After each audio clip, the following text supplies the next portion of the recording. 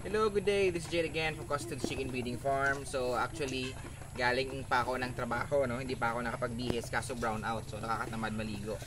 Anyway, so pasensyahan niyo na yung aking look and chicken talk muna tayo ngayon. So pag-uusapan natin ngayon, no, yung mga breeding, no? Breeding ng upgraded natives, no? Kasi always kong sinasabi na sa growing may potential talagang lumaki, no? Kaso na-realize ko rin na most of us, no, gusto talagang maging breeders, no? Parang iba talaga yung pride, no, na gumawa ng sarili mong linyada, right? So ganun talaga yung mga kadalasang nakukuha nating mga feedback from some of our friends na mga breeders, no? Iba talaga mag-breed ng manok. So sa paggawa po ng inyong upgraded natives, no, madami po kayong pwedeng gamitin actually, no, na mga breeds ng manok, no? Tsaka magdepende po 'yan sa inyong target market, no?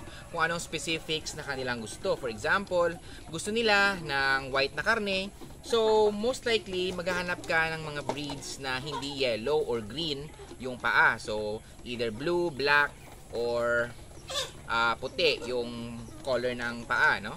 Pero kung market mo gusto niya is yellow yung paa, mas maganda gumamit ka ng mga breeds na syempre yellow din ang paa, no? Or green ang paa, no? So kasi yun sila usually nagaproduce sila ng yellowish na karne ng manok, no? So kung yellow ang karne, look for breeds na yellow ang paa or green ang paa. Kung gusto naman puti ang karne, maghanap ng breeds na puti, blue or itim ang color ng paa.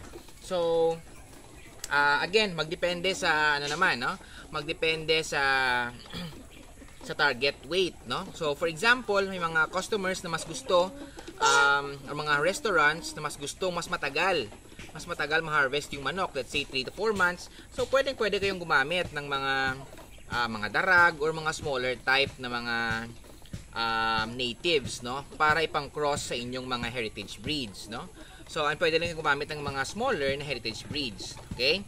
As for those na gusto ng earlier, no, tulad ko, mas prefer ko kasi yung earlier na harvest, mas maganda gamitin yung orientals, no? Ibig sabihin, ito yung ating mga basilan, mga shamo, mga asils, no? Pero most, again, sinabi ko to before, halos wala namang pure na mga basilan ngayon, no? Usually, mga pure shamo asils na lang, no? Mga cross na shamos and asils, no? Technically, hindi pure, but wala silang halong other natives, no? So yun, ipag-cross mo yun sa mga malalaking breeds tulad ng mga Cornish, no? Malawak yung ano ba, yung breast muscles, no? Cornish, yung mga Orpingtons, no? Hindi ako sure sa buff Orpington, basta yung akin kasing ginamit before is yung blue black splash na Orpington, specifically yung splash ko ng Orpington. Kasi yung splash ko ng Orpington before, makapal talaga yung breast muscles, no? So pwede yung Orpington. Ngayon na hindi common, very rare na magandang breed is also yung yung New Hampshire, no? May New Hampshire sa mga breeders. No, hindi ako familiar sa Visayas sa Luzon, pero dito sa aming province, no, very malapit sa amin is merong New Hampshire, si AKB Farm, no? And si Yansky Ververa, no? So pwede silang manghanapin sa Facebook, no? And yung again standard Cornish, no? So yung magaganda rin yung gamitin. Austral Orps, pwede siya sa mga medyo delay ng mga growth, mga 3 months onwards. Rhode Island Red, mga 3 months, 4 months, mga ganun. Pero kung gusto nyo mga earlier, no, pwede yung mga sinabi kong medyo malalaking breeds. Now, kung gusto nyo namang maging ahead, no, sa other people, okay, so pwede kayo actually bumili sa akin ng aking project, yung aking sinabing yung project El Corazon, no. So kung gusto niyo lang mas mabilis makagawa ng inyong linyada, so pwede niyo i-purchase 'yon, no. Ang aking naked neck noon is 135 ang day old, tsaka 120 naman ang hindi naked neck ng day old. So, 'yun pwede niyo gamitin, no. Kasi it will shortcut, no. Parang i-shortcut yung paggawa mo ng iyong sariling linyada, no. Kumpara sa gagamit ka ng pure breeds na mag-cross ka lang naman, mag-cross ka let's say ng Cornish, saka i-cross mo naman siya sa Shamo, and then gagawin mo, mag-selection ka pa for a few years, no? So medyo matagal siyang gawin. But kung gusto mo ng shortcut, pwede kang bumili sa akin. Pero if gusto mo talaga na from scratch ka gumawa, no? pwede kang gumamit ng mga pure breeds. No? But then again, it will take you medyo matagal-tagal, no? Para gumawa ng iyong linyada. So, yun, no? So, kung makikita yung ating mga manok, no? Actually, different purposes yan sila lahat, no? So, may makita ka mga naked necks, no? So, yan yung mga ating mga gagawing mga breeders din. So, iba-ibang purpose ng aking mga manok. Makita nyo.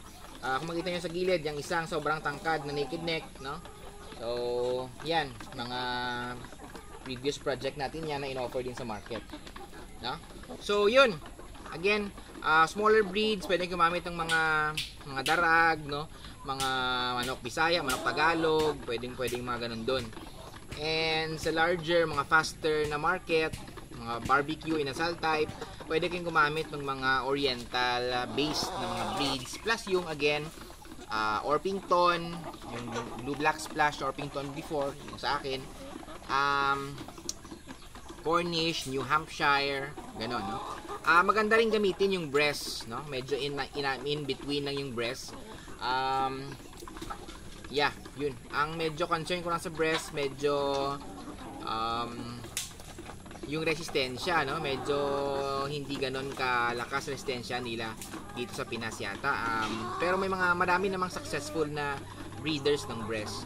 And pwede nyo na sila i-cross sa mga orientals, no, para lumakas din ang kanilang resistensya. But then again, it will take you a few years, no, para makadevelop ng magandang manok, no?